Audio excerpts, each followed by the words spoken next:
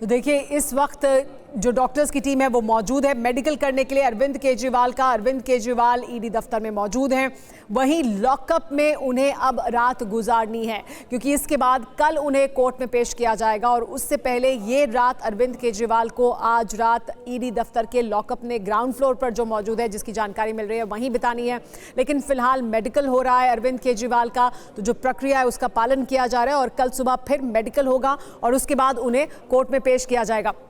लेकिन देखिए, हम तस्वीरें भी आपको दिखा रहे हैं, लगातार दो तस्वीरें भी हम आपको दिखा रहे हैं। एक तस्वीर उस वक्त की जब अरविंद केजरीवाल अपने घर से बाहर निकले, अपने आवास से बाहर निकले, गाड़ी में बैठे और गिरफ्तार करने के बाद उन्हें कैसे वहां से लेकर निकली ईडी की टीम। तो ये देखिए, ये वो तस्वीर है जिसमें अरविंद केजरीवाल को साफ तौर पर देखा जा सकता है अपने आवास से बाहर आते हुए, गाड़ी में बैठते हुए। और ये दूसरी तस्वीर जिसमें अरविंद केजरीवाल साफ तौर पर दिख रहे हैं गाड़ी में बैठे हुए, तब जबकि वो ईडी दफ्तर पहुंचे। तो अरविंद केजरीवाल की गिरफ्तारी के बाद की तस्वीरें हम आपको दिखा रहे हैं।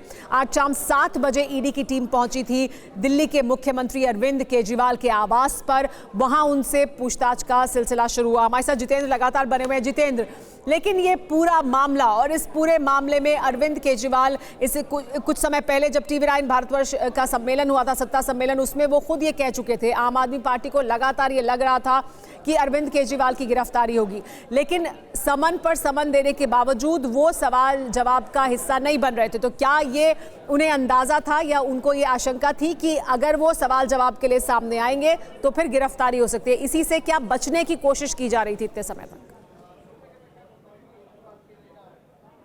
जी बिल्कुल, देखिए, टाइम बाउंड करने की कोशिश लगातार अरविंद केजरीवाल की तरफ से की जा रही थी।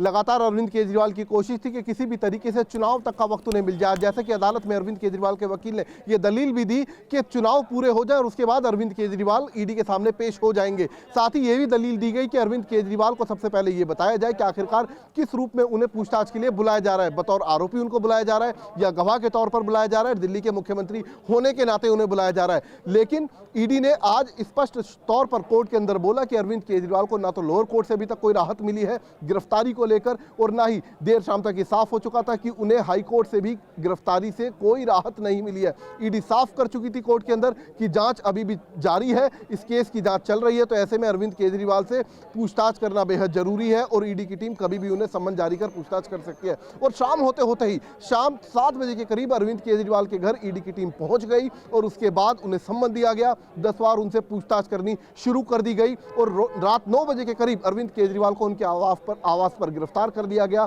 और ठीक 11:15 बजे के करीब उन्हें इसी ईडी हेडक्वार्टर के अंदर लाया गया है, जहां अब उनसे पूछताछ के बाद उन्हें मेडिकल टेस्ट करवाया जा रहा है और मेडिकल टेस्ट करवाने के बाद जितेंद्र, यहां पर लॉकअप के जितेंद्र, आज कोर्ट में सुनवाई के दौरान अदालत की तरफ से कहा गया था ईडी को कि आप क्या सबूत हैं हमें दिखाइए। तो ईडी ने जो कोर्ट है उसको वो सबूत दिखाए, कहते हुए कि याचिकाकर्ता इन्हें नहीं देख सकते हैं, लेकिन हम आपको दिखा देते हैं आपको संतुष्ट करने के लिए।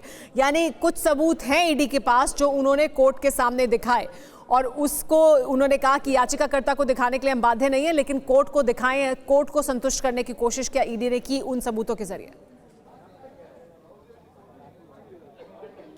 जी बिल्कुल, देखिए, अब से कुछ दिन पहले यानी कि महज 2 या 3 दिन पहले के कविता की गिरफ्तारी को लेकर जो ईडी का अपना प्रेस नोट आया था, यानी कि जो ईडी ने अपना बयान जारी किया था मीडिया के सामने, उस प्रेस नोट में भी साफ तौर से अरविंद केजरीवाल का स्पष्ट तौर पर नाम लिखा हुआ था। उसमें लिखा हुआ था कि अरविंद केजरीवाल को इस बारे में जानकारी थी कि साउथ लोबी किस तरीके से इस पॉलिसी के अंदर एंटर कर रही है, जो ब्राइब दी गई इस पूरी एक्साइज पॉलिसी को लेकर, उसके बारे में अरविंद केजरीवाल को जानकारी थी। तो ऐसे में अरविंद केजरीवाल की मुश्किलें तभी से बढ़ना शुरू हो गई थी, तभी से इस तरीके की अटकलें लगानी शुरू कर दी गई थी कि अरविंद केजरीवाल की जल्द ही गिरफ्तारी हो सकती है। और यही वजह है कि अरविंद केजरीवाल तुरंत जैसे ही ईडी ने कागजों में इस बात को कबूल किया, स्पष्ट तौर पर अपने प्रेस नोट में इस बात को रखा, उसके तुरंत बाद अरविंद केजरीवाल हाई कोर्ट की तरफ मूव कर गए थे। तो ऐसे में अरविंद केजरीवाल को इस बात का आभास हो चुका था कि आने वाला जो वक्त है, जो 2 से 3 दिन है, वो उनके लिए मुश्किल भरे हो सकते हैं।